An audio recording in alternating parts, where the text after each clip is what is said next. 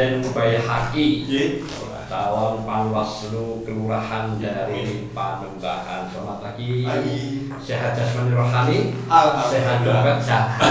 Langsung saja berproses untuk 15 menit ke depan. Pertanyaan pertama dari saya adalah sebuah ketugasan yang harus dipenuhi ketika nantinya Mas Baihaqi ketika menjadi salah satu bagian dari kami adalah memiliki kewajiban tugas yang harus dikerjakan.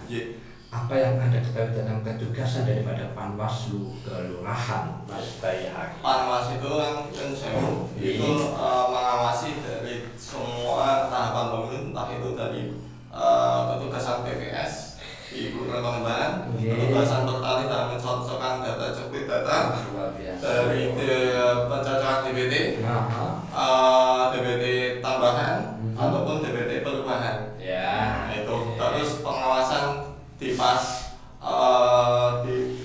hari-harinya itu pengawasan di TPS, setiap TPS bersama nanti ada kecurangan di situ.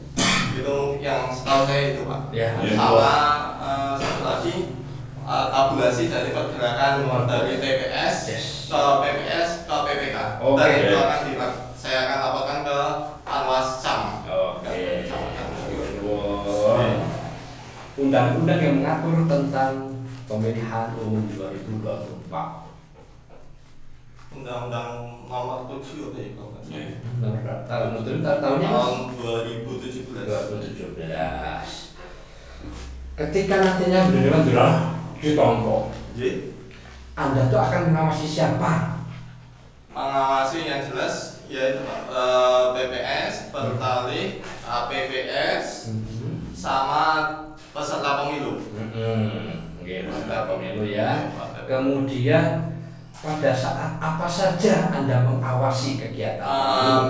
Pada saat kalau peserta pemilu saat kampanye, kalau untuk PPS dari tingkat pencocokan dari Pertalih karena itu di bawah PPS, Pertalih sama pencocokan data, sistem kemasyarakatan itu apa benar masih ada, jadi masih ada sisa atau enggak warga yang masuk itu yang setahu saya itu sama waktu pas pemilihan umum. Siapa penyelenggara pemilu di Republik Indonesia? KPU. Cukup? Aduh. Siapa peserta pemilu? Tadi jenengan sudah mengawasi. Saya saja peserta pemilu. Partai politik itu ada sekitar 17 orang. Oke, terus? Setahu saya itu oke. Dua pertanyaan terakhir. Lancar. Ada beberapa tahapan. Dimulai dari apa yang Anda ketahui. Tahapan pemilu itu mungkin pembuat dari KPU membuat tim itu namanya PPK. PPK membuat tim PPS, PPS membuat tim Pertalih, yang Pertalih itu tujuannya itu untuk penguatan DBT, entah itu DBT yang sudah ada atau DBT tambahan atau DBT perubahan. Habis itu pembuatan daftar pemilih tetap. Terus dilaporkan ke PPS, PPS laporan ke KPPS, KPS ke KPU, dan terbuatlah DBT yang keluar dari KPU, dan itu jadi jadi acuan untuk pemilu tahun 2024. Oke, the last question. Hari, tanggal, bulan, tahun pelaksanaan pemilu 2024. Tanggal 14 Februari tahun 2024. Terima kasih, monggo lanjut Mas Yudi. Ini Mas Baihaqi ya. Ini sekedar mungkin pertanyaan nggak banyak saya. Kata betul nama. Bagaimana pandangan Anda atau pendapat Anda itu tentang hak pilih itu apa? Hak pilih itu hak untuk memilih sistem di pemilu ya Pak. Jadi besok pemilu itu setiap warga negara punya hak pilih untuk menyukseskan pemilu, yaitu dengan cara mencoblos salah satu partai dengan hati nurani dan tanpa paksaan. Setahu saya itu. Terus ini ada lagi Mas.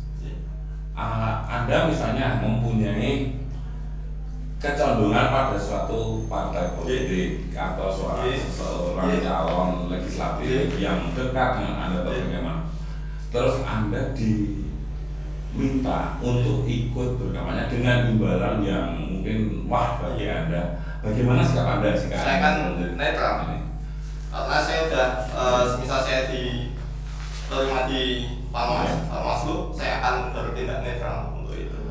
Padahal itu dekat sekali dengan Anda. Saya akan netral karena itu memang tugas saya dan kewajiban saya untuk netral. Caranya ini. Saya menolak. Saya akan jujur, saya akan menolak. Tidak ada inisiatif, tidak ada tinggal-tinggal walaupun itu saudara yang sendiri misalnya di kegiatan keagamaan gitu. Misalnya ustadz yang berpengaruh tapi dia berkampanye.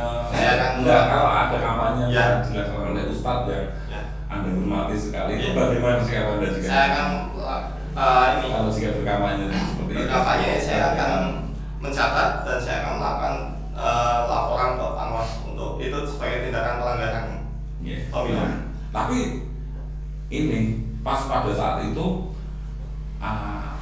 kita wah itu Pak Ustadz itu sangat berhormati, tapi kita terus seperti misalnya Pak saya atau Mas udah itu udah jangan dilaporkan karena masuk pelanggaran, itu bagaimana sih Anda? Padahal kita itu udah emang menyalahi undang-undang. Jadi emang harus ditindak pelanggaran.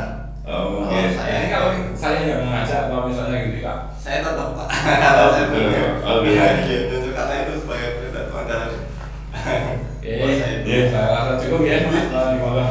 Enggak, Pak Tato. Panggilannya Mas apa? Haki ya, siapa? Mas Haki ya. Mas Haki sekarang ngasih tau gimana? Saya jujur, saya tidak kerja. Makanya saya mencari kerja Pak. Karena saya korban COVID. Kita aja Pak. Jadi motivasinya untuk daftar ini? Saya motivasi pertama ingin mensukseskan pemilu. Yang kedua ingin mengawasi kinerja KPPS. Entah kinerja KPPS, terus petali PPS, karena jujur di realita di lapangan itu kadang kecurangan itu masih ada. Entah itu bentuknya kampanye baik kampung, masuk ke kampung-kampung, masuk ke acara. Kalau saya jujur pengurus kampung masuk ke rapat-rapat itu pasti ada Pak. Itu nanti bisa ditindak dengan tindakan kecurangan. Kalau kebetulan ini pas ada kesibukan Mas, ada panggilan tugas untuk ini gimana Mas? Saya akan laksanakan karena itu sudah kewajiban saya Pak. Walaupun saya suruh malam jam 12 ya memang kewajiban saya akan laksanakan. Terakhir dari saya Mas Haki, karena ada ketugasan di wilayah. Jadi ada berapa RW di Kelurahan? Di Kelurahan Pandepan ada sekitar 18 RW. Pak Lurahnya siapa? Pak Bintoro. Pak Bintoro. Pak Turuan. Bisa mendengarkan Pak ini? Terima kasih ya. Matur suwun jadi izin untuk ikut tes. Matur nuwun.